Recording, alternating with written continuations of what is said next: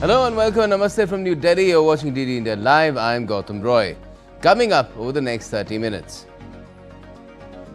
Marking a decade that turned India into a startup nation, Prime Minister Narendra Modi says, today's India believes in aspiration and creation. Invites young entrepreneurs to invest more in manufacturing and tech. Iran's anti-government protests subside after over a week of government crackdown against alleged rioters. Russian President Vladimir Putin talks to President Pezeshkian and Israel's Netanyahu, expressing willingness to mediate. Germany says Denmark-led reconnaissance mission in Greenland is to determine whether Eurofighter jets can be deployed there and if maritime surveillance is possible with frigates. And South Korea's impeached President Yoon Suk Yeol is found guilty in the first 4 trials. He's given 5-year jail term for obstruction and evidence destruction.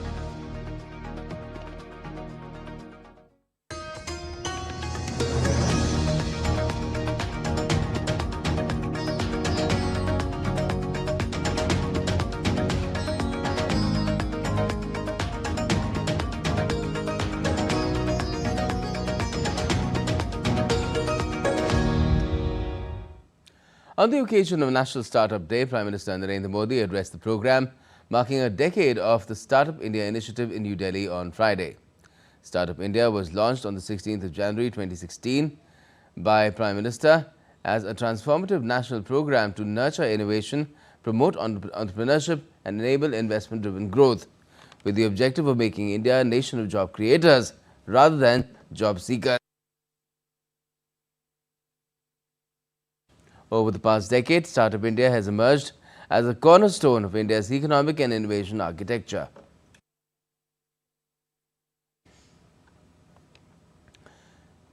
Recalling that Startup India was started 10 years ago, Prime Minister Modi expressed satisfaction with the growth of the initiative and was happy to meet the youth. Bharat आज दुनिया का third largest startup ecosystem है। 10 साल पहले देश में 500 से भी कम स्टार्टअप्स थे। आज ये संख्या बढ़कर 2 लाख से ज्यादा है। 2014 में भारत में सिर्फ 4 यूनिकॉर्न थे। आज भारत में करीब 125 एक्टिव यूनिकॉर्न है। The Prime Minister further said that in 2025, India registered 44,000 new startups, marking the biggest jump in any single year since the launch of the Startup India initiative. पिछले ही साल यानी 2025 में करीब 44,000 और नए स्टार्टअप रजिस्टर हुए हैं। ये स्टार्टअप इंडिया की शुरुआत के बाद किसी एक साल के सबसे बड़ा जंप है ये आंकड़े इस बात के गवाह है कि हमारे स्टार्टअप इकोसिस्टम इनोवेशन और ग्रोथ को किस तरह ड्राइव कर रहे हैं। The Prime Minister also observed that risk-taking, which was once discouraged, has now become mainstream. He lauded India's startup founders for their impressive confidence and ambitious outlook. Risk taking पर मैं खास तौर जोर देता रहा हूं क्योंकि ये मेरी भी पुरानी आदत है। जो काम कोई करने के लिए तैयार नहीं होता, ऐसे काम जो दशकों से पहले की सरकारों ने नहीं छुए क्योंकि उनमें चुनाव हारने का, कुर्सी जाने का डर था। जिन कामों के लिए लोग आकर कहते थे ये बहुत पॉलिटिकल रिस्क है, मैं उन कार्यों को अपना दायित्व समझकर जरूर करता हूं। आपकी तरह ही मेरा भी मानना है, जो काम देश के लिए जरूरी है वो किसी न किसी को तो करना ही होगा, किसी को तो रिस्क लेना ही होगा। नुकसान होगा तो मेरा होगा, लेकिन अगर फायदा होगा तो मेरे देश के करोड़ों परिवारों को फायदा होगा। Also at the event, Commerce and Industry Minister Piyush Goyal highlighted the journey of Startup India so far. He underscored the transformative impact of the mission on entrepreneurship and employment. 2016 में जब स्टार्टअप इंडिया लॉन्च हुआ तो मात्र 400 के करीब startups हुआ करते थे। आज इस मुहिम ने एक विशाल रूप ले लिया है और 2 लाख से अधिक स्टार्टअप्स हमारे विभाग में पूंजीकरण कर चुके हैं। अनुमान है कि इन स्टार्टअप्स के माध्यम से प्रत्यक्ष रूप से 21 लाख से अधिक नौकरियां अभी तक प्रदान कर दी गई हैं। During his opening address at the 18th India-Japan Strategic Dialogue on Friday, External Affairs Minister Dr. S. Shankar emphasized on how India prioritizes its friendship with Japan, also adding that over the last 2 decades, India and Japan have been successful in transforming their ties from economic to one that is broad, comprehensive and strategic. India attaches very great priority to its friendship with Japan. And over the last 2 decades, we have been successful in transforming the relationship from what was primarily an economic relationship into one that is broad, comprehensive, and strategic in its focus. We attach the highest priority to working with Japan in international forums. Further, the External Affairs Minister said that it was the Japanese Prime Minister who laid the ground for the emergence of the Indo-Pacific as a political, economic and strategic construct, and that the vision for the Indo-Pacific aligns closely with a free and open Indo-Pacific outlook. It was a Japanese Prime Minister who, in his address to the Indian Parliament, laid the ground for the emergence of the Indo-Pacific as a political, economic and strategic construct. The relationship today sees that our initiative of what we call Mahasagar, which is oceans in a way, and vision for the Indo-Pacific aligns closely with your free and open Indo-Pacific outlook. Earlier, the External Affairs Minister welcomed Japanese Foreign Minister Motegi Toshimitsu for the 18th India-Japan Strategic Dialogue, emphasizing strengthened bilateral ties amid global uncertainties. Both the ministers discussed Indo-Pacific stability, AI and semiconductor cooperation, resilient supply chains, critical minerals, energy, health and maritime security. Lok Sabha Speaker Om Birla, while addressing the keynote session of the 28th Conference of Speakers and Presiding Officers of the Commonwealth on Friday, underlined the vital duty of presiding officers to stay neutral, fair and impartial. He called on all Commonwealth parliaments to strengthen standing committees which act as mini parliaments, transcending party lines for in-depth discussions on bills and effective policy recommendations. हमारी भूमिका तटस्थ हो, न्यायपूर्ण हो, निष्पक्ष हो, यह बहुत बड़ी जिम्मेदारी है। हमारी पार्लियामेंट स्टैंडिंग कमेटी जो मिनी पार्लियामेंट के रूप में काम करती है, जो दलों से उठकर मिनी संसद के रूप में काम करती है, हम अपनी अपनी संसद के अंदर स्टैंडिंग कमेटियों को भी बनाएं और स्टैंडिंग कमेटियों में व्यापक चर्चा हो, संवाद हो, विधेयकों पर भी अच्छी चर्चा हो, ताकि हम बेहतर तरीके से संसद के अंदर मिनी पार्लियामेंट के सुझाव, उनकी रिकमेंडेशन के आधार पर ठीक से पॉलिसी, नीतियां और कानून बना सकें। The 28th Conference of Speakers and Presiding Officers of the Commonwealth concluded at Parliament House in New Delhi on Friday. Delegates from over 40 nations actively shared insights on strengthening parliamentary democracy during the three-day conference.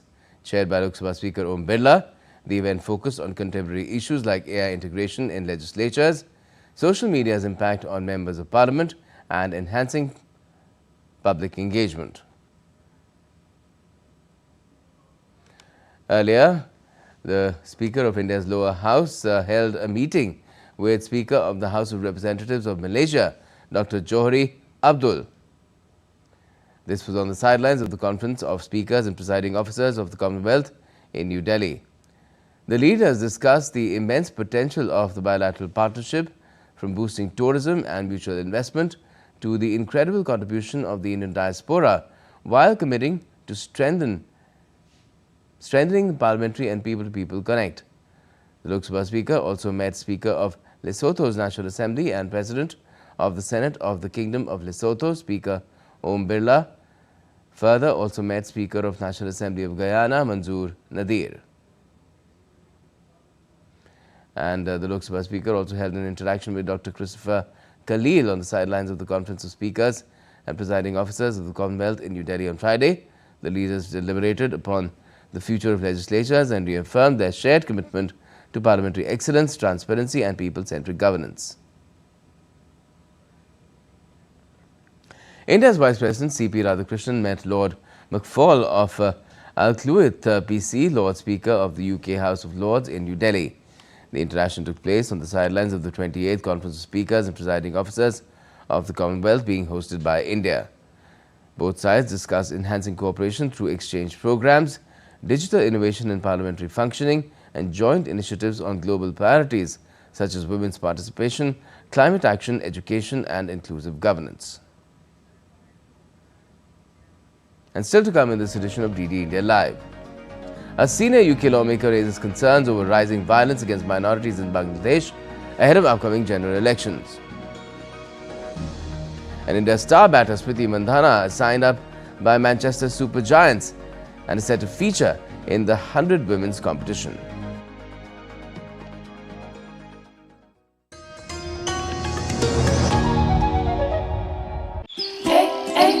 One of India's newest states, one of India's oldest lands.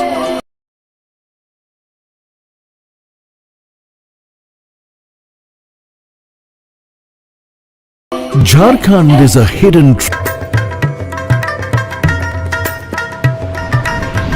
Welcome to Jharkhand, the land of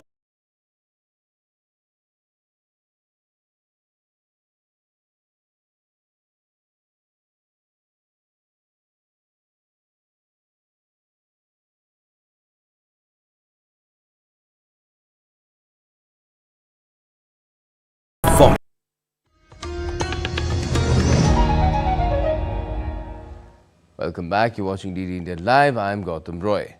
Now, German Defense Ministry on Friday said a Denmark-led reconnaissance mission in Greenland is said to determine whether Eurofighter jets can be deployed and whether maritime surveillance is possible using frigates. The mission aims to evaluate the security situation in the Arctic and explore how NATO partners can contribute to regional defense efforts. The ministry also added that mission involves planning exercises with P-8 Poseidon maritime patrol aircraft, the deployment of naval units for maritime monitoring, and the potential use of Eurofighter jets in the region. Now, with the ongoing situation in Iran, New Delhi is continuously keeping a close watch, and following that advisory has been issued for Indian nationals in Iran and those who wish to travel to Tehran that they need not go there unless it's necessary, or they need to leave that country if they're already there. We have around 9,000 Indian nationals in Iran. They are mostly students, people connected with business, some professionals as well, pilgrims and seafarers. Given the situation there, we have issued a few advisories asking Indian nationals to avoid all travel to Iran, and Indian nationals who are already resident in Iran to leave Iran by available means, including commercial flights. We continue to closely watch the unfolding situation there and will take all necessary steps for the welfare of our people. The UN Security Council met in New York over escalating protests in Iran. UN officials are urging diplomacy, while the US once again warned that all options are on the table for the president to pursue and stop the killings. Iran also warned back that any aggression will be met decisively. The United Nations Security Council convened an emergency session in New York on Iran amid growing concern over reports that hundreds have been killed during nationwide protests. Demonstrations that began in late December, fueled by soaring inflation, rising food prices, and the collapse of the national currency, triggered a deadly and widespread crackdown with thousands injured and detained. The United Nations urged everyone to walk on the path of diplomacy. The Secretary General remains convinced that all concerns regarding Iran, including those related to the nuclear issue and ongoing protests, are best addressed through diplomacy and dialogue. The United States reaffirmed its solidarity with the people of Iran and warned that all options are open to stop the slaughter. President Donald J. Trump and the United States of America stands by the brave people of Iran. President Trump is a man of action, not endless talk like we see at the United Nations. He has made it clear all options are on the table to stop the slaughter. Iran warned that any act of aggression will be met with a decisive response. Iran seeks neither escalation nor confrontation. However, any act of aggression, direct or indirect, will be met with a decisive, proportionate, and lawful response under Article 51 of the Charter. This is not a threat. It is a statement of legal reality. White House has claimed that Iran has halted 800 executions under pressure from President Donald Trump. With Tehran already under crippling restrictions over its nuclear program that contributed to the economic woes that sparked protests, the US also announced new sanctions targeting Iranian officials on Thursday. Bureau Report, DD India. Russian President Vladimir Putin on Friday held phone calls with the leaders of Israel and Iran, offering mediation amid large-scale protests in that country. On Friday, Russia announced Putin was in contact with both Israeli Prime Minister Benjamin Netanyahu and Iranian President Masoud Pezeshkian in a bid to cool tensions between the two rivals. In a call with Israel's Netanyahu on Friday, the Kremlin said Russia had expressed its readiness to continue its mediation efforts. A senior UK lawmaker has raised strong concerns in the British Parliament over rising violence against minorities and growing democratic uncertainty in Bangladesh ahead of the upcoming national elections. UK Conservative Party MP Bob Blackman called for a formal parliamentary statement on Bangladesh's political situation, minority safety and electoral process, warning that conditions in the country are alarming. Speaking in the House of Commons, Blackman said the participation of all major political parties is essential for a credible and inclusive election, arguing that the continued ban on the Awami League, despite it commanding significant public support, undermines democratic legitimacy. A South Korean court on Friday sentenced former President Yoon Suk Yeol to 5 years in prison on charges that included obstructing attempts by authorities to arrest him following his failed bid to impose martial law in December 2024. The court found Yoon guilty of mobilizing the Presidential Security Service to block authorities from executing an arrest warrant to investigate him for his martial law declaration. Speaking outside the court immediately afterwards, one of Yoon's lawyers said the former president would appeal, terming the decision as politicized.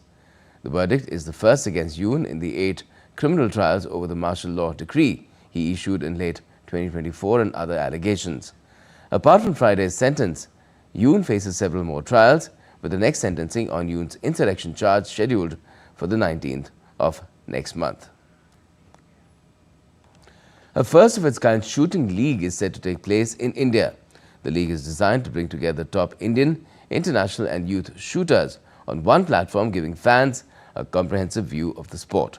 Vice President of the National Rifle Association of India, Kunwar Suntal Singh, opened up about the league and its prospects in an exclusive conversation with DD India's Narayan Singh.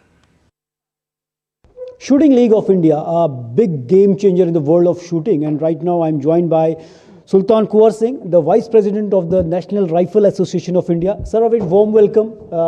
A big achievement by the National Rifle Association of India to bring the Shooting League of India. So how you look this overall, considering the fact that right now India has many young and talented shooters? Well, certainly this is what we had planned is to put shooting and introduce our shooters to the with the global shooters. So this and take the entire league forward with the participation of international shooters, our domestic shooters, and our youth. So we have initiated this process of our league with the three categorizations of international shooters, domestic shooters, seniors, and juniors. So with that kind of a blend that we are going to have, our shooters are going to have a best exposure, learning technique structures, and the confidence to carry forward their sport at the international and global scales.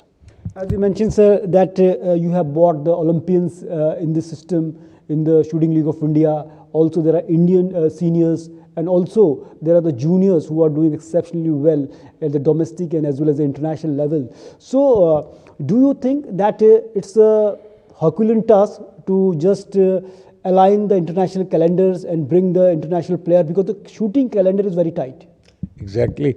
See, this is the first global shooting league which is going to be held in the world. And besides that, it has a sanction from the ISSF, and ISSF has reserved the calendar dates to hold this particular league. So it is a kind of a moment which has a international approval, continental body approval, and with the able, our vision and all our forces are going to ensure that we have a successful global league here. Definitely, it's a big achievement, just bringing all the stakeholders under one umbrella, the International Shooting Federation and the international shooters too. And the most importantly, this is the biggest thing. We can call it a sporting revolution in the shooting world, because it's the first shooting league of the world. With camera person Manmohan, Narayan Singh, DD India, Noida. Manchester Super Giants have signed India's star opening batter Smriti Mandhana for the upcoming edition of the 100 Women's Tournament. The left-hander featured in 4 editions of the tournament between 2021 and 2024, scoring 676 runs in 29 innings for Southern Brave. Smriti is among 6 Indians to have featured in the tournament so far. The list includes Indian captain Harmanpreet Kaur, star all-rounder Deepti Sharma, opener Shafali Verma, wicket-keeper batter Richa Ghosh, and middle-order batter Jemimah Rodriguez. The Super Giants also announced the signing of former Australian captain Meg Lanning, who's previously represented London Spirit and Oval Invincibles. And that's all we have for this edition of DD India Live, but let us know your thoughts on the news of the day. And for those on the go, you can get all the latest news and updates from India and across the world on DD India's mobile app. It's available on both Android and iOS. Just scan the QR code on the screen to download the app right away. And we'll be back with more news as it breaks here on DD India. I'm Gautam Roy, and from all of us here in Delhi, thanks for watching DD India Live.